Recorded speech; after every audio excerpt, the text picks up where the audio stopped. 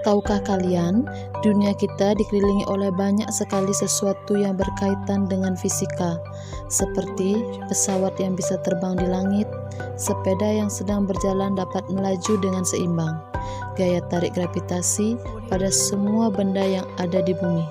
Semuanya pasti ada kaitannya dengan fisika. Fisika adalah ilmu yang berkaitan dengan alam semesta beserta isinya. Selamat datang dalam ilmu yang membongkar isi dunia. Banyak hal yang akan kita pelajari dalam ilmu ini.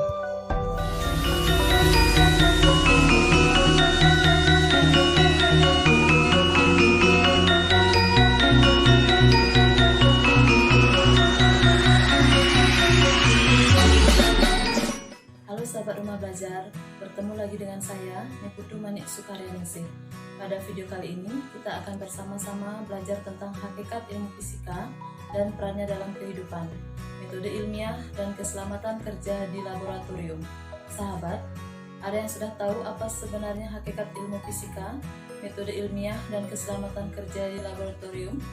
Ada yang sudah tahu? Oke. Dalam video ini, sahabat akan belajar mengenai hubungan fisika dengan disiplin ilmu lain, metode ilmiah, keselamatan kerja di laboratorium, dan menganalisis metode ilmiah dalam hubungannya dengan keselamatan kerja di laboratorium. Yuk, kita bahas satu persatu. Yang pertama adalah hakikat fisika. Hakikat fisika adalah fisika sebagai produk, a body knowledge.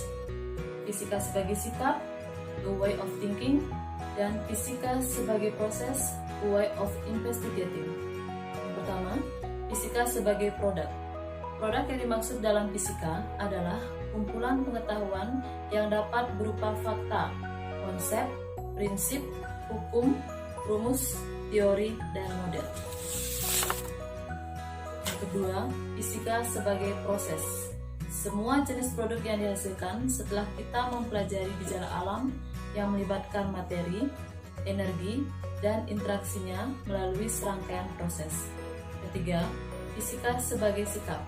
Setiap langkah dalam proses membutuhkan sikap ilmiah yang baik, antara lain rasa ingin tahu, kreatif, teliti, objektif, jujur, terbuka, mau bekerja sama, dan mau mendengarkan pendapat orang lain. Yang kedua adalah metode ilmiah. Metode ilmiah adalah suatu cara sistematis yang digunakan para ilmuwan dalam memecahkan atau mencari jawaban atas masalah-masalah yang dihadapi dalam penelitian. Bagian-bagian dari metode ilmiah: yang pertama, melakukan pengamatan dan observasi untuk menemukan masalah melalui pengamatan kuantitatif berupa angka ataupun kualitatif. Yang kedua, merumuskan masalah. Masalah merupakan pertanyaan apa, siapa, kapan, di mana, mengapa, atau bagaimana tentang objek yang diteliti yang jelas-jelas batas-batasannya, berupa kalimat tanya. Ketiga, mengumpulkan data atau informasi. Informasi atau data dapat diperoleh dari literatur, buku, atau informasi yang ada di internet yang sesuai dan mendukung teori dalam penelitian.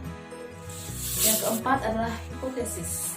Hipotesis merupakan jawaban sementara atau dugaan sementara tentang masalah yang diselidiki. Kelima, melakukan percobaan atau eksperimen. Percobaan atau eksperimen dilakukan untuk menguji kebenaran hipotesis. Selanjutnya yang nomor 6, menganalisis data. Data dapat disajikan dalam tabel, matriks, atau grafis. Data yang diperoleh dapat dianalisis secara statistik atau non-statistik. Selanjutnya yang terakhir, menarik kesimpulan. Kesimpulan merupakan penilaian apakah dalam sebuah hipotesis yang diajukan dapat diterima atau ditolak. Selanjutnya, aturan keselamatan kerja di laboratorium. Dan yang pertama adalah pengawasan berkala. Jangan melakukan eksperimen di laboratorium tanpa pengawasan instruktur, baik guru maupun laboran.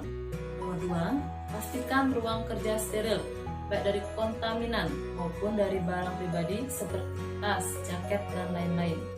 Ketiga, Ketahui lokasi peralatan keselamatan dan nomor darurat. 4. Tidak boleh membawa makanan atau minuman ke dalam lab. 5. Identifikasi material berbahaya sebelum memulai percobaan. 6. Hati-hati saat menangani peralatan gelas. 7. Jangan pernah meninggalkan peralatan pemanas dalam kondisi menyala. 8. Pastikan semua peralatan dalam kondisi mati dan bersih sebelum meninggalkan lab. 9. Gunakan peralatan perlindungan seperti kacamata, pengikat rambut, dan jas lab.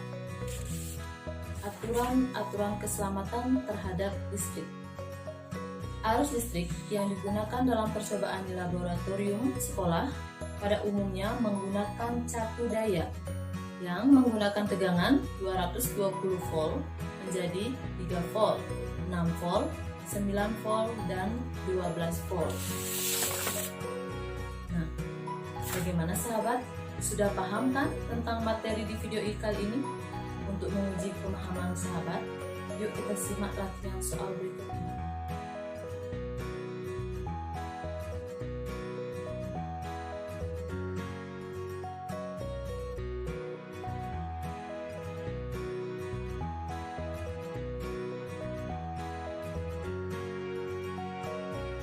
Demikian video kali ini. Semoga video ini memberikan manfaat untuk sahabat semua.